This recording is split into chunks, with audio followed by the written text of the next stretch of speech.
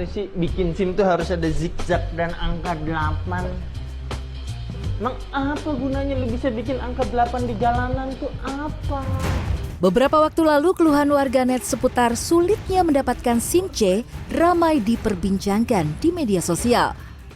Pengendara motor harus melalui beragam tes, mulai dari tes kesehatan dan psikologis hingga ujian teori dan praktik yang dituding kelewat susah. Lantas bagaimana tanggapan warga terkait hal ini? Baiknya sih sesuai di jalan ya, kayak zebra cross apa, nggak perlu sampai 30 meter, nggak perlu zigzag atau lingkaran 8 gitu. Kita muter juga jalanan di Indonesia mana ada yang mesti muter 8? Tegang, seru, ya mantep banget ya pokoknya. Untuk mengendalikannya itu sedikit susah karena perlu balance yang sangat bagus ya. Menyoal trek ujian praktik SIM C yang banyak dikeluhkan masyarakat, Direktur Rijen Korlantas Polri Brigjen Yusri Yunus mengatakan, materi ujian dibuat sesuai dengan hasil penelitian dan penting bagi keselamatan pengendara. Ini sudah berdasarkan hasil penelitian dan ini di dunia sama. Saya ambil contoh saja, saya tidak mengharapkan masyarakat ini akan terjadi kecelakaan, itu tidak. Saya ambil contoh, kenapa sih kita harus zigzag Pak? Ya, saya contoh saja. Anda tiba-tiba jalan di jalan raya, melihat ada kendaraan jatuh atau tabrakan di situ. Ya, diharapkan adanya refleks Anda untuk berzigzag pada saat itu. Itu contoh paling kecil.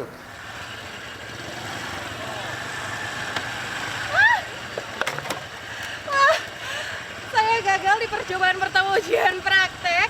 Dan untuk rute pertama cukup bisa saya lewati, kemudian ada rute zigzag. Tapi di rute yang ini, yaitu rute angka 8, begitu sulit bagi saya. Tapi setelah melihat teman-teman yang lain, sepertinya biasa saja bisa dilewati jika memang ada latihan. Dan hari ini, karena ini percobaan pertama saya, untuk kebijakan barunya bisa mengulang selama tidak ada antrian, saya akan coba mengulang lagi ya.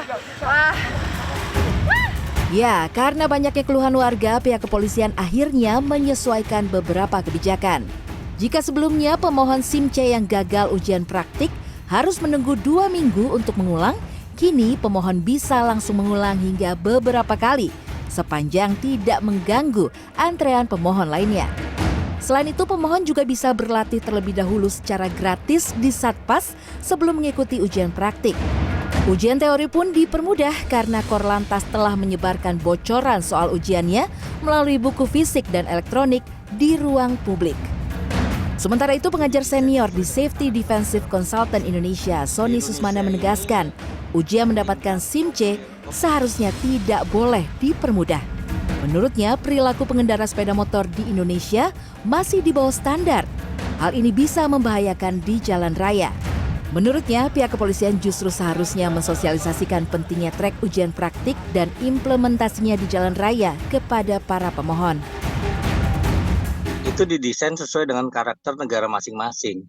Di Indonesia ini tingkat populasi dari motor ini kan udah sangat banyak.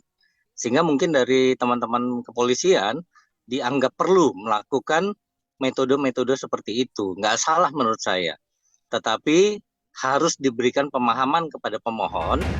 Direktur Rijen Korlantas Polri mengatakan pihaknya sedang menyusun rencana penambahan syarat mendapatkan SIM C, yaitu pemohon harus memiliki sertifikasi mengemudi dari sekolah mengemudi.